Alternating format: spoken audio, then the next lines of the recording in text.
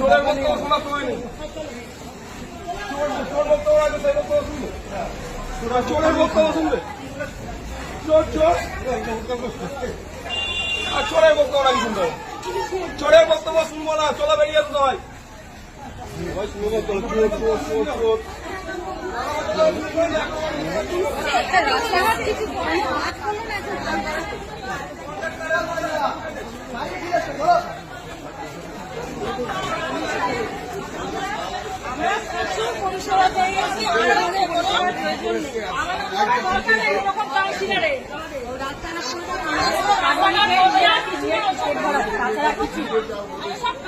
আচ্ছা, ব্যবহার মানুষের ব্যবহার নেই,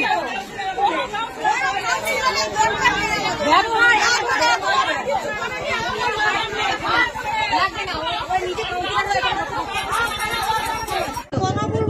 চেয়ারম্যান স্যার একটু কথা বলবো আমরা গুরুত্ব দিচ্ছেন না, আপনি চলে যাচ্ছেন। গুরুত্ব সবাইকে দিই না না, আপনি চোরকে বেশি দিচ্ছেন। আমি কাউকে গুরুত্ব আমি ক্যাম্পের সরকারি লোক একদম জানি অবশ্যই। তাহলে এতজন লোক আপনাকে ঘিরে রয়েছে, একটু কথা বলুন, একটু কথা বলুন, বলুন চোরের বিরুদ্ধে কাকি বলা আছে বলুন, এক এক করে বলো। আমরা এই কাউন্সিলরকে চাই না স্যার। আপনি তো মোটামুটি জানেন আমাদের সাথে উনি ঠিকই ব্যবহার করে রাস্তা করতে গেলে বলে কি তোমরা মানে জায়গা কেন এখানে সিপিএমরা ভোট দেয়, আমাদেরকে ভোট পায় না, এই ধরনের প্রতিটা মানুষ ওরাও বলে।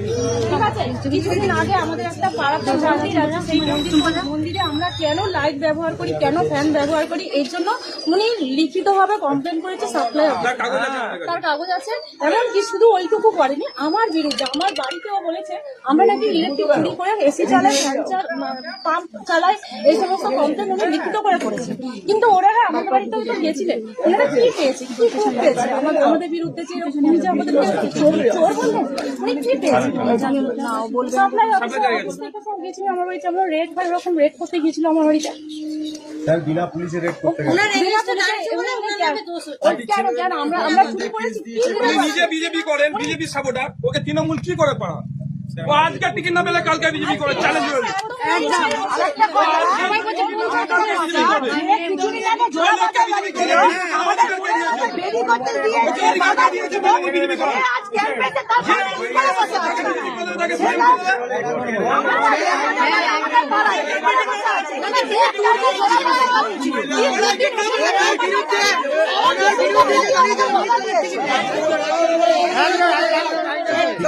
ওনার বিরুদ্ধে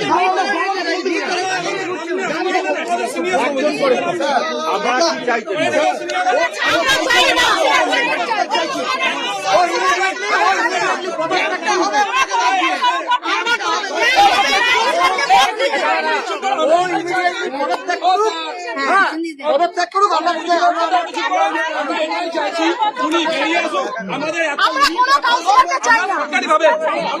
আমি আমার কথা বলি, আমি একটা কথা বলি, পাড়ার সমস্যা শুনবই, পাড়ার সমস্যা পাড়ার সমাধান, এইটাই হচ্ছে মুখ্যমন্ত্রী।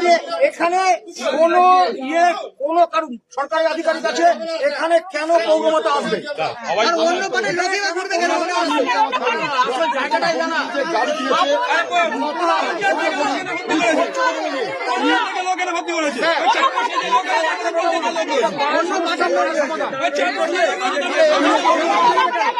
ওনার বিরুদ্ধে যে প্রার্থী দাঁড়িয়েছিল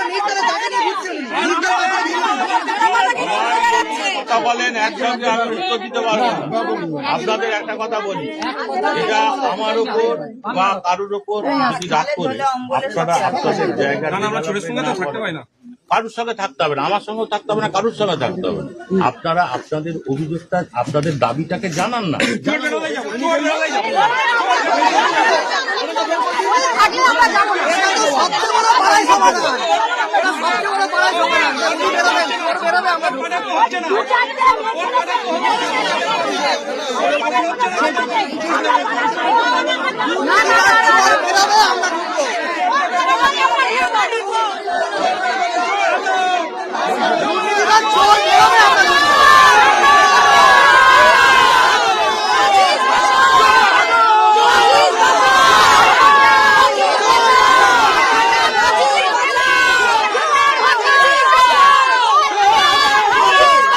নমস্কার, সোজা সাপটা সুব্রতয় আপনাদের স্বাগত জানাই।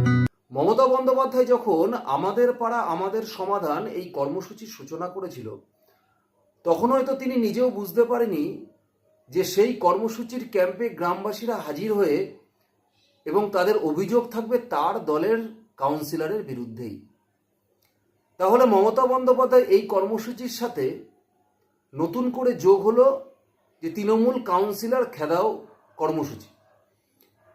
দেখুন, যে ঘটনাটি আপনাদের দেখালাম, এই ঘটনাটি শুধুমাত্র পশ্চিমবঙ্গের যে এক জায়গায় তা কিন্তু নয়, একাধিক জায়গায় এই ঘটনা ঘটছে। তবে যেটা মিডিয়ার সামনে আসছে সেটা আমাদের কাছে আসছে, আমরা আপনাদের কাছে পৌঁছে দেওয়ার চেষ্টা করছি। এটা বারুইপুরের 25 নম্বর ওয়ার্ড, যে ওয়ার্ডে যখনই আমার পাড়া আমার সমাধান কর্মসূচির সূচনা হয়, সেই সময় দাঁড়িয়ে সরকারি আধিকারিকদের সাথেও সেই ওয়ার্ডের কাউন্সিলর নিজে উপস্থিত ছিলেন এবং সেই কাউন্সিলরকে দেখেই সেই এলাকার গ্রামবাসীরা তড়িঘড়ি সেই জায়গা ছাড়ে এবং পরিষ্কার তারা বলে, চোরের বক্তব্য শুনবো না, আমরা চোরের বক্তব্য শুনবো না। এবং পরবর্তীকালে লোকে ভিড় করে এই গন্ডগোল শোনার পরে যখন সেখানকার পৌরপ্রধান এসে উপস্থিত হয়, তাকে পরিষ্কার বলে যে কাউন্সিলর এখানে কি করছে। এই কাউন্সিলর এর আগে একাধিক রাস্তা করেনি, বলতে গেলেই বলে আপনি সিপিএম এর সমর্থক, আপনি অমুকের সমর্থক, এই রাস্তা করা যাবে না।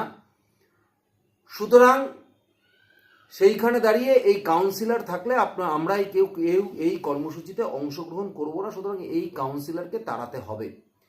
এবং পরবর্তীকালে চেয়ারম্যান সুযোগ বুঝে বুঝতে পারে যে এখানে বেশি কথা বলে আর লাভ নেই, তড়িঘড়ি সেই জায়গা ছাড়তে চাইলে তার পেছনে ধাওয়া করা হয় এবং পরিষ্কারভাবে সেখানে স্লোগান করা হয়, চোরের বক্তব্য শুনবো না, চোর চোর চোর স্লোগান শুরু করা হয়।